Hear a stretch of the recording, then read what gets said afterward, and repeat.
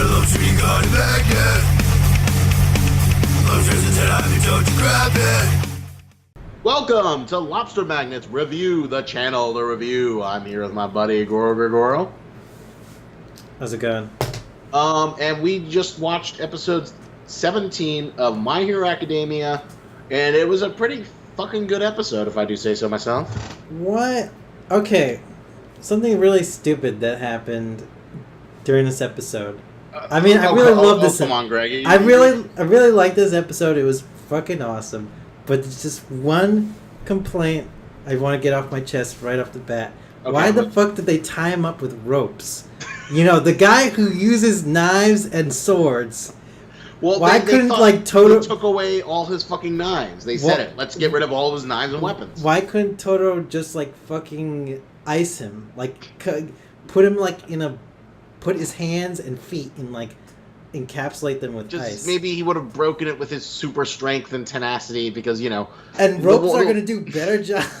The one thing you gotta know about the hero killer is that, he fought off people, 5 people who all had better quirks than him. Yeah. His quirk is fucking terrible. It sounds cool on paper, but it's as terrible as, Hiden's ability, I'm gonna voodoo doll you, but I have to suck your blood. It was just please, use something better, more durable than ropes. Ropes that are going to get cut by the guy who uses swords. Well, they thought they took his knives away. They didn't know he had a hidden one. That was one of the dumber moments in the episode. But and that moment is basically an excuse to give him his hero moment where he saves Midora and he talks about his philosophy and he uses his Emperor's Haki to make everyone submit to his villainousness. Okay, the Emperor's Haki thing was pretty cool. It made the other heroes, the pro heroes, hesitate. And I thought it was done really well. It was the strength of his conviction, because as I've told him, my brilliant video analysis, and the whole point is that contrasting him with Shigaraki.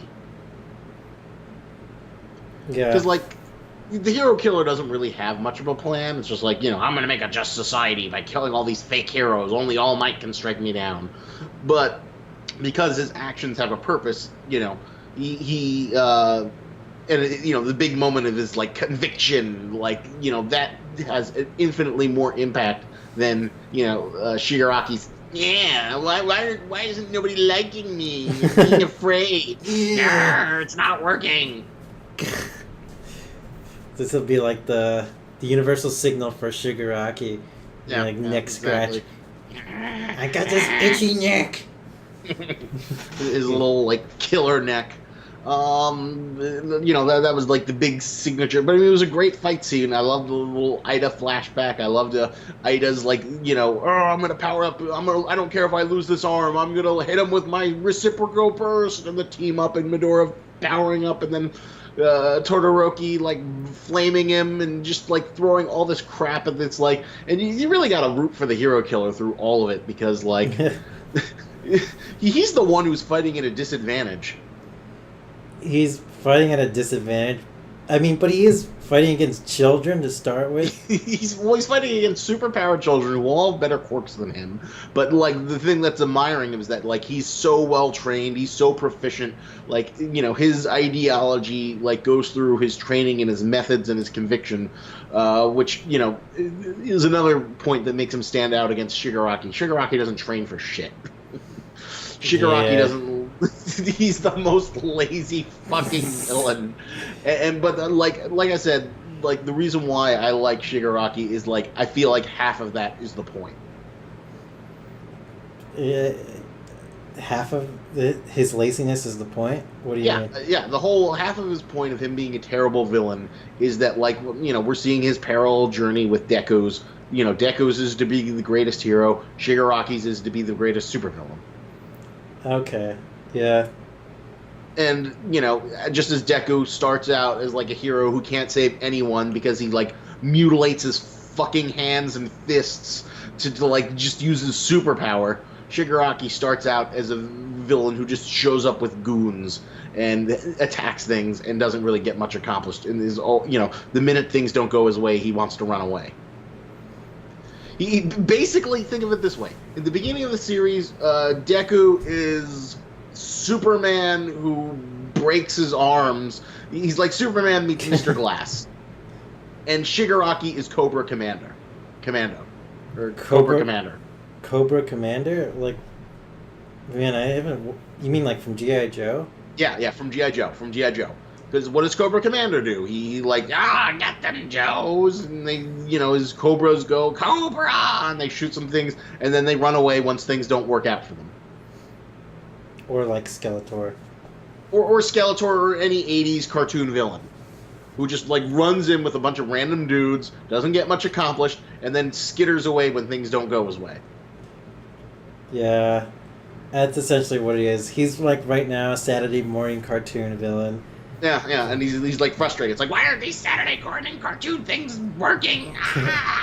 When he's not even going out there to fight any of the battles himself. He just like wants to send these Nomu minions to like break stuff for him. Well, one thing that like disturbs me about Shigaraki, and I think Horikoshi kind of like wrote himself into a corner, is the fact that his quirk it's so destructive that like it doesn't make him a good villain for like fighting.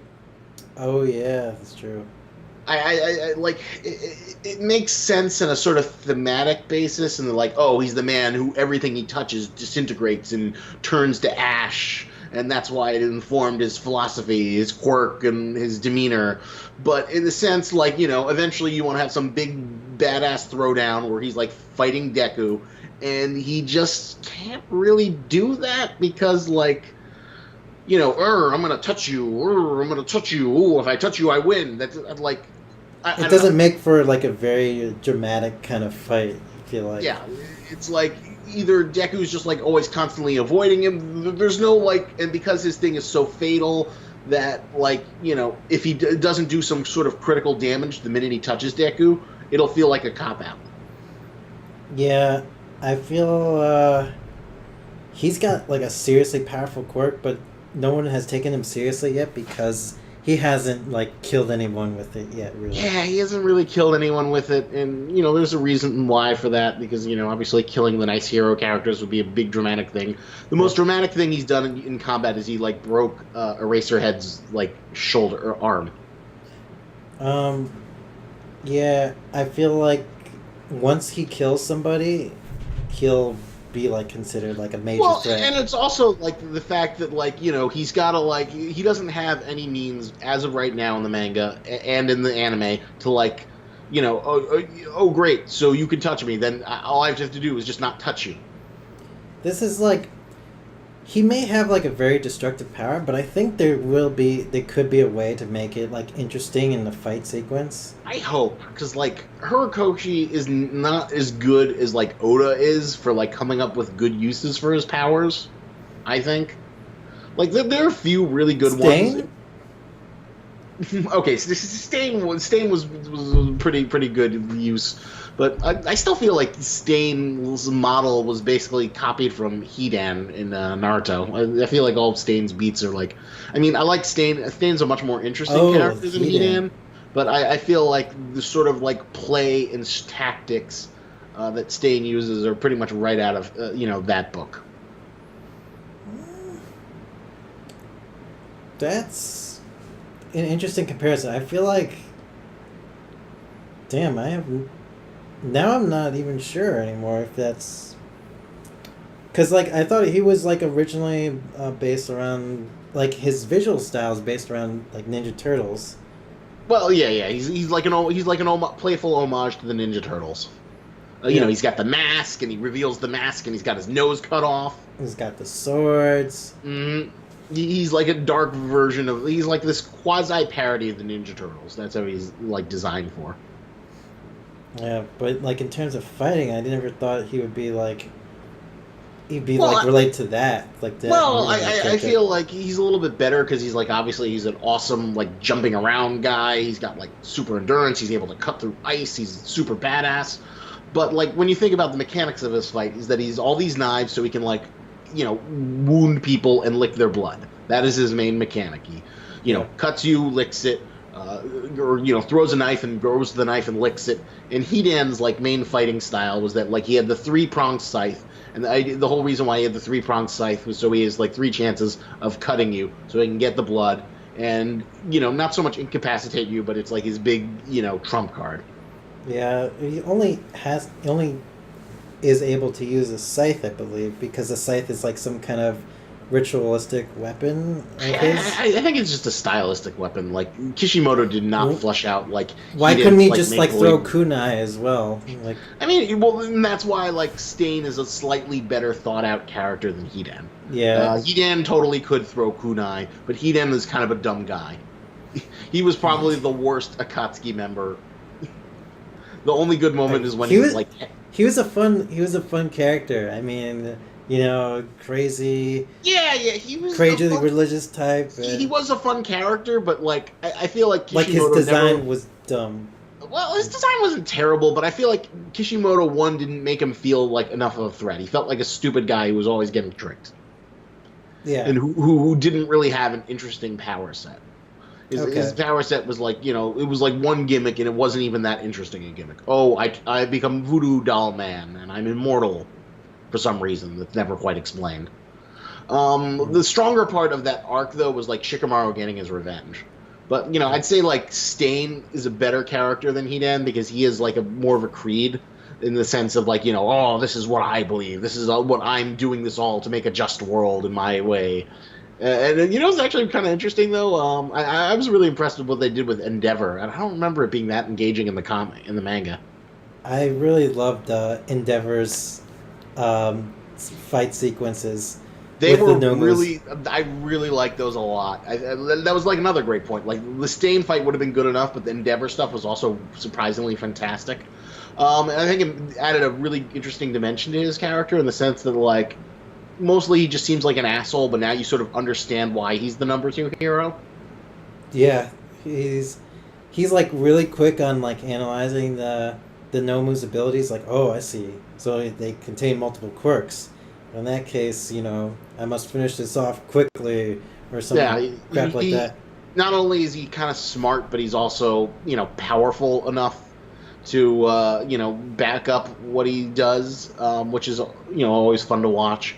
And, it was a fun fight to see him, and it was also kind of nice to see him be heroic, where it's like, I'm going to rescue this person and calcify the Nomu's brain and do all this other stuff, and you sort of see that, like, but, I guess the one reason is that, like, he as confident as he is as being, like, the big premium hero, the reason why All Might is number 1 is that, like, Endeavor's too cocky, and he cares more about, like, being competent in the job versus, like, making people like him and making them feel safe and secure. Yeah.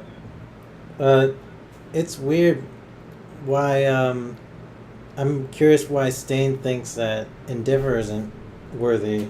That is a good question. Like, why does he feel like Endeavor is a fake? I mean, my guess Endeavor is that, like, put too much ego into it? Yeah, I think so. Endeavor has too much ego into, like, he likes being a competent hero. He doesn't really give a shit about saving people for the sake of saving people.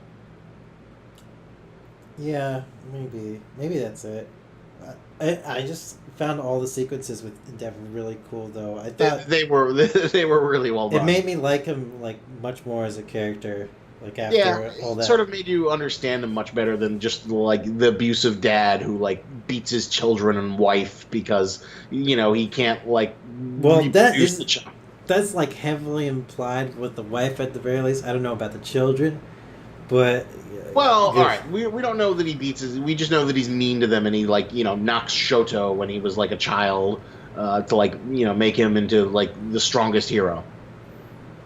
Right, something like that. That he's like not the nicest dad. But even Shoto has like a nice scene where he like recognizes his father's ability, where he's like, I gotta go save my friend. Please come and send some heroes to support me. I know you can handle this on your own. Mm-hmm. And the episode did a really good job of like showing this is why he's the number 2 hero. It's like all these other guys can't handle the Nomus, but then he comes in. It was kind of funny though. That whole scene where they're like trying to fight the Nomus felt very One Punch Man-ish.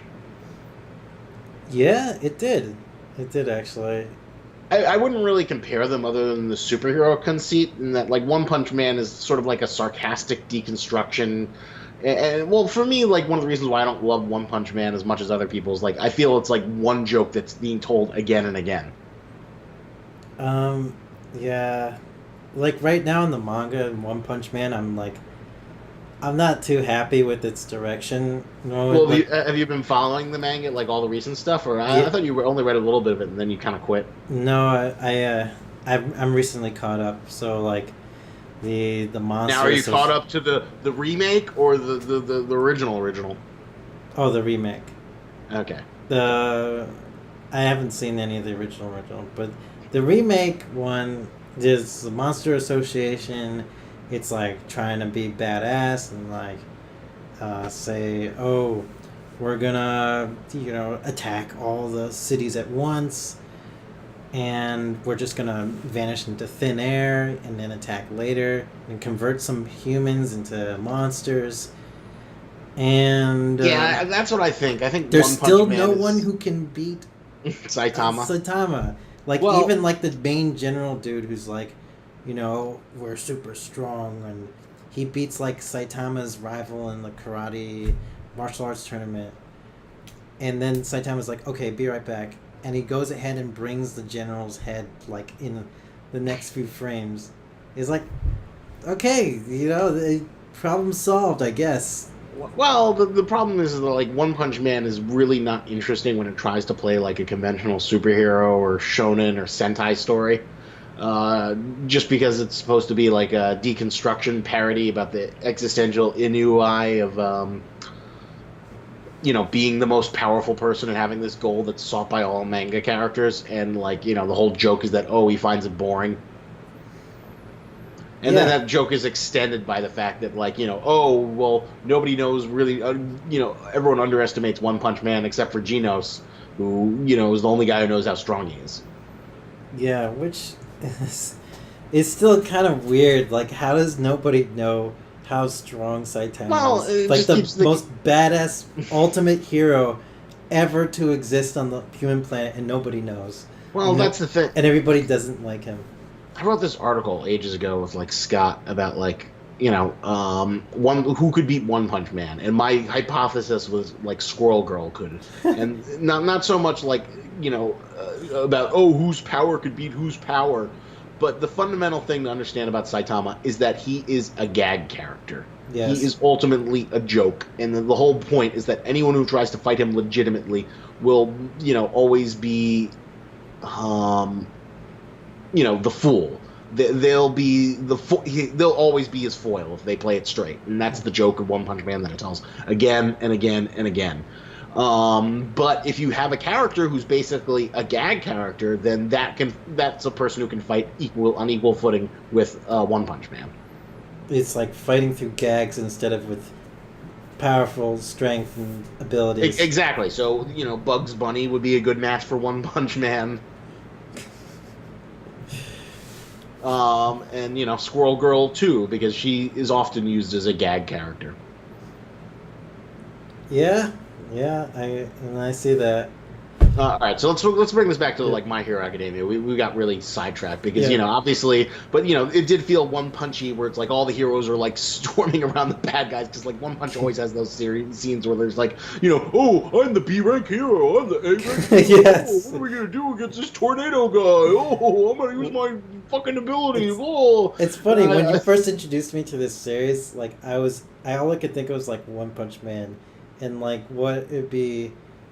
It'd be like kind of similar to One Punch Man, but it's very not. Remember, like My Hero Academia plays it straight. While one of the top strongest heroes in One Punch Man is fucking dog watching man. Yeah, Just a stupid guy who Watchdog Man, and obese fat king and child emperor. This is not like because it was so well animated, you took it seriously, but you're not supposed to fucking take this seriously. Yeah, fair. Versus this, where like the heroes are a little bit kooky, but they're a little bit more straight laced. Yeah. But it was interesting. They're like, this feels very One Punch Man, and of course, it's fun to see Endeavor, Although one thing that I'm always kind of worried about is like I feel like Horikoshi also wrote himself into a corner by like having the number one and two heroes be All Might and Endeavor. Like at least One Punch Man, I'll say that. Even though it doesn't work as a legitimate shonen, there's like multiple hierarchies. Oh, he's a B rank hero, A rank hero, S rank hero. Like I feel like something like that would have been worked better than just having like the top 5 heroes. Mm. Just because it feels like okay, so if these are the top 2 guys, then why should we care about anyone who's below them? Yeah. I also get that kind of feeling in One Punch Man as well. Sometimes. Well, you get it because like Saitama's the strongest, and nobody acknowledges that he's strongest. But there's like rankings within like S ranked heroes. There's like the number 1 S rank. There's a number 2 B rank. There's a number 3 A rank, etc. Well, it gives a lot of fictional bullshit to chew over, which is always fun. And just like I think Horikoshi kind of like puts himself and Stain in a corner with Stain. Well, actually, what would be interesting is if like Midora gets like battle armor or some shit, and he kind of does a little bit in the future, and then like Shigaraki, tears the armor off little by little as their fight goes on, and then Midora's like, "Oh my god, my support struts are gone. Oh, what the fuck am I gonna do? He's tearing my costume away." Okay. That might be interesting. That would be a good way to like have their fight play out. Because like a fist fight is either Midora just doesn't get anywhere near Shigaraki and throws shit at him, or Shigaraki like tears off wins because he like touches him. I think Shigaraki should always be in the back foot when it comes to fights like these. Yeah, that's true. I don't think we're gonna see him fight, although there is a desire for me because like you always want to see like what the bad guy is capable of. So I think Shigaraki should get a fight at some point. I don't know when or who, but right now they're trying to build him up more as like the villainous mastermind. He should probably kill Duct Tape Man. He's just like murder Duct Tape Man, disintegrate him. Everyone will be so sad. It's kind of funny though. Like, I don't know. I kind of want to make a video about like the top 10 quirkiest quirks in My Hero. But like unlike other ones, I wouldn't like pick like the strongest quirks. I just pick out which superpowers in My Hero Academia I think are the most interesting. And Duct Tape Man would make that list. Come on, Isaac. Look at this power. Yeah. Duct Tape Man. Yeah, like, has anyone else ever done Duct Tape Man? No. Duct Tape Man is like one of the most inventive ones. So, good on you for fucking Duct Tape Man. It's definitely like makes me respect you. All right. But so Greg, did you think this was a good climax though to the Stain? Although it felt like it went by really, really quickly though. Yeah, I really enjoyed this because I said earlier. Remember in the last video we did, I was talking about like major plot threads, and how My Hero Academia is like missing some of them.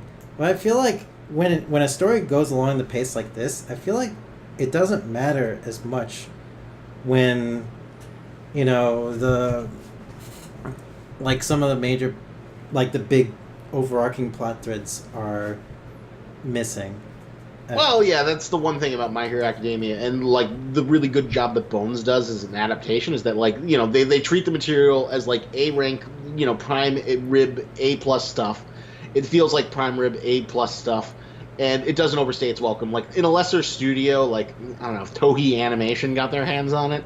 Oh. And did what they do to like the Dragon Ball, One Piece, and whatnot. It would be like, oh no, I have to charge up my full cow. Just would have been like all this delayed shit. There's all kinds of like stupid bullshit you could have done to like delay this fight and have it like take place stretch it out over the course of like 5 episodes, but it's only like I don't know 2. Yeah, that would have made it way, way worse. The animation probably has a big factor in why. I mean, the manga has its own pace as well. Like I should say the animation is like a really good, true translation from the Well, manga. they're going at a really good pace. They're like doing like 2 to 3 chapters per episode. It feels like, and for especially for like shonen battle scenes, you want to go on that clip just because like unless it's a Hunter x Hunter chapter, most chapters don't cover a lot of content. I'm curious how many anime episodes can you do of how many Hunter x Hunter chapters can fill an anime episode? That's a good question. Like I don't know. Like if you were to adapt like the last episode chapter we reviewed about Hunter x Hunter, like how much content would that cover? I have no fucking clue. It would be like well, that might even take 2 episodes. Dense, so fucking dense. There was so much shit in that. But like generally though, My Hero Academia's chapters aren't as text heavy, so it's a good pace. And I'm glad that like once season 2 ends, that there'll probably be like a good like year break or hopefully more to like let the manga build up material, because that would be the worst thing, to like see it delve into fillers, because we've seen that like even My Hero Academia filler, which we've seen in the OVA and the other OVA I didn't bother showing you, it's still fucking filler. I feel like the one anime I come close to tolerating filler is like One Piece, just because like things are so loose and goofy, you can get away with more in One Piece than you can with anything else. I tolerate with like a One Piece OVA filler, like if it's really well animated, I tolerate that. Yeah, versus like if it's episodic filler, I don't really care for it at all. Yeah, it's usually pretty terrible, but I don't know. I remember when you used to make me watch like Naruto filler, and like back in those days. I can't believe you like got me to watch like some of the worst filler I've ever seen in my whole life. Oh man, Naruto filler is like the most painful, because like every ninja design that Kishimoto didn't do was always like the worst. The absolute bottom of the barrel, like all the worst design tendencies, and they were all so fucking awful. Like we actually sat through and watched Tiger Mizuki, like that. That wasn't even the worst filler. They got worse. They got like far, far worse, man. And almost every single one, you'd be like, oh, the filler's gonna be ending soon after this episode. Yeah, and it never did, and it went on for like a year and a half. Ugh. But I think this is like the new model that we're seeing here, where it's not like just like pump them one new episode every fucking week. Let's like, take some time, and I think it works much better for this, for the things that like actually have a fan base. But there's an interesting limit to it. Like, it feels like the Attack on Titan season 2 didn't quite like get as much hype as the first season. And like the 3-year-long was it 3 or 4 years, like the 4-year-long wait to the second season kind of like did a lot to like kill the fandom. Although supposedly the third season's coming in like next year, 2018. So maybe that'll help regain the steam. And they're going to the ocean. They're going to adapt a lot of material. They're not going to do a 12-episode season, I think. That sounds good. Well, I don't know what happens in the manga, but it should be good. Like I liked a lot of the cliffhanger stuff, like especially with the reveal of like who the Beast Titan was. That was cool. Came too soon. But back to My Hero though. This was a really good, solid episode. Would you say this raised your opinion of the series, even though like you were complaining about lack of like overarching plot threads and whatnot? Yeah, I was thinking over that argument like more and more, like the overarching plot threads, and I feel like generally it's really good to have that when the action comes to a lull, like when we're transitioning to like different kinds of That's a good argument, because like when you think about it, like all those sort of overarching threads, like built up in Naruto, when like the Chunin exams were like, oh, you got to go train, and then like that's when you got introduced to the idea that the Sand Village was working with Orochimaru, and that they were planning this whole huge coup d'état, and of course like the introduction of Orochimaru and the reveal that he was like one of the Sannin as well. Because then like in that respect you can sort of slow down or like the pace of the series would be slowed down. But with My Hero, it feels like everything is really fast paced. It's like almost like it's mimicking the dawn of like super hyper fast way we consume media and technology. The I rapid don't know pace about in that. which technology is I like still think it's like really well paced though. I think it like hits all the notes it does. Like, the fact that they covered so much material in this episode and it felt so dense and like each one of it moment was like super great. So, but it brings it me does to an feel like a interesting good. question. It does feel like a good pace. I agree. It just it's faster than most other anime though. I believe it progresses. I feel much It's hard to faster. say. Like, I don't know if it's like the standard. I mean, I'd say it's much faster than most shonen series, but Yes. it's definitely much faster than most shonen series. I'm kind of interested though to review. There's this new anime that's like coming out called Black Clover. That's like another one of like the sort of like promising shonen Jump series. I've never read the manga because I think it looks generic as fuck, and like nothing about it appeals to me whatsoever. But like I want to do like an endurance test, like see like how much of it we can make through before we just quit. Well, maybe we'll see. It's not coming for a while though. It's not coming until like the fall, so there's time. Oh, it's not even out yet. The No, series? it's not out yet. How do you know about it? Because I fucking follow shit, Greg. Because they fucking announced it. It was like a big deal. Crunchyroll's big exclusive anime by Studio Pierrot, the studio that does Naruto and a bunch of other stuff. Oh, it's an anime. I thought Yeah, you it's meant an anime. manga. No, the manga's been going on for like 110 chapters. It's like kind of like a middle of the road manga that's like doing wellish, but not like super well. But if this anime goes well, it's like a big deal because it's like a Crunchyroll exclusive.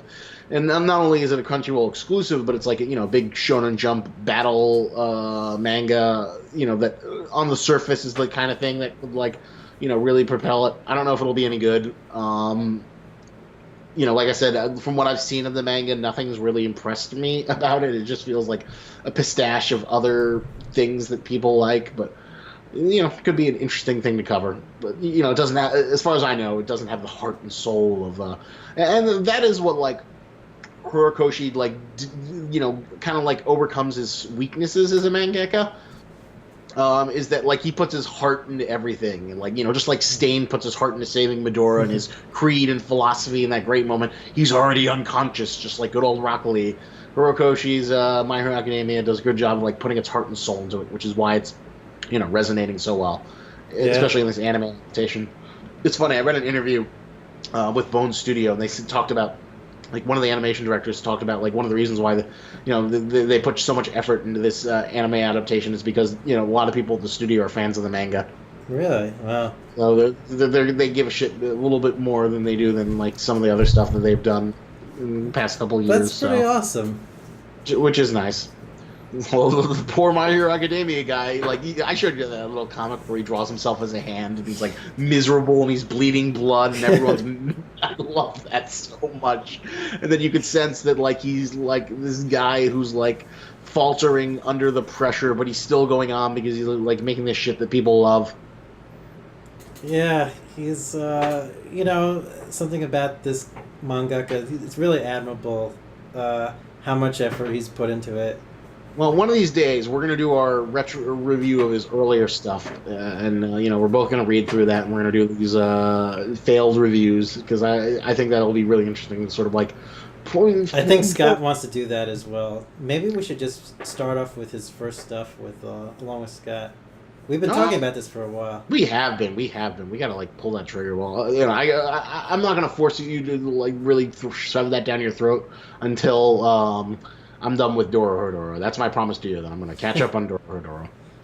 All right. Which also means you got to read Uber. So, all right. So we've had a lot of really random digressions. Hopefully, you guys have enjoyed it. Greg, this is the big final moment. What is your score of this episode? It was a solid 10. Yeah, it's a 10. 10, hands down. Yeah. God, this is a really good season. They've had like the Shoto Midora fight was a 10. Last episode was pretty close, and this is like, Jesus Christ! Like the Tenya, the Ida thing was really good. Such big, like really powerful emotional moments in this show. It's It was firing on all cylinders. Like them defeating Stain, even seeing like whatchamacallit, Endeavor in action was fun. Stain's final moment of weird heroism of like his ideals of what he believes. And that's what we sort of like. Even if it's like derivative of him using his Emperor's Haki and having his Rock Lee moment. This pistache of things we've seen in other shonen manga. The fact that like his conviction is so strong in what he believes in, and he believes Midora, is the right values of a hero, and this is what you should be using your quirk for, to help other people. And if you do not believe in that value, you just deserve to die, and everyone should die because they don't believe it in as much as he believes it, and he is standing firm unconscious because he just believes it that much. Yeah, it was really tense. Last moments of Stain when he was conscious.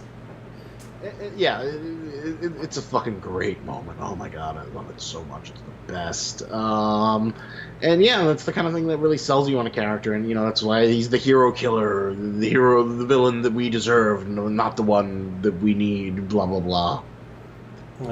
I just feel like My Hero is very unique in a way. It just tells its story.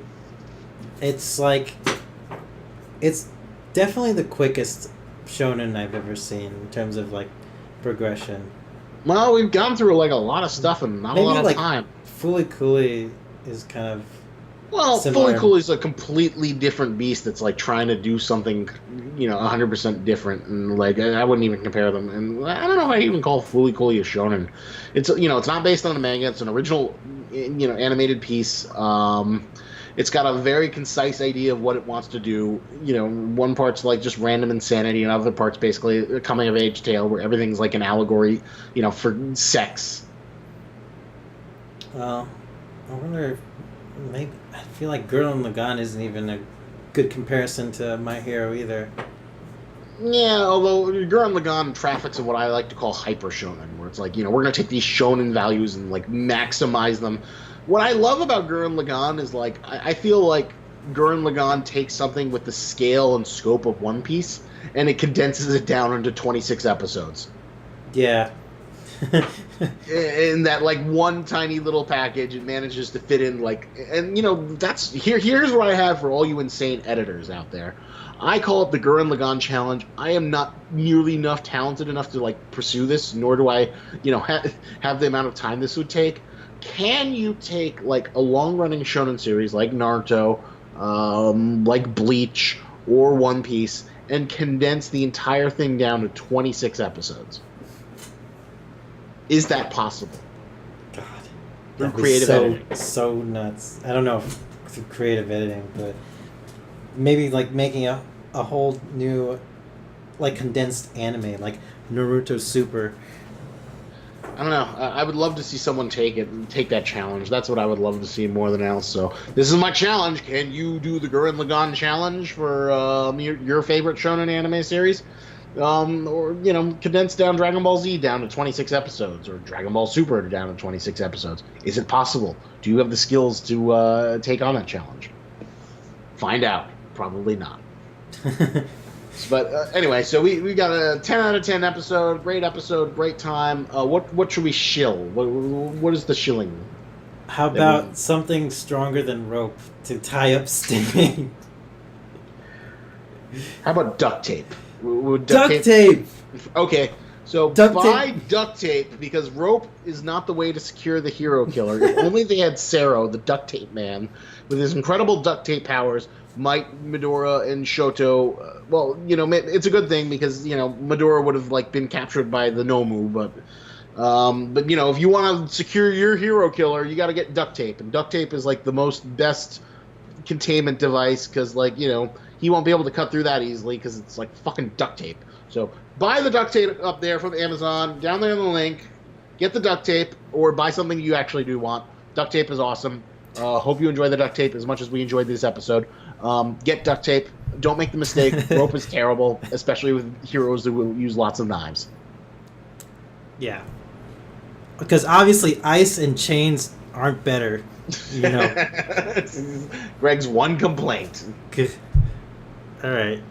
Yes. One complaint. All right, so thank you for watching. Remember, lobsters and antennas, but don't you grab them. Lobsters made of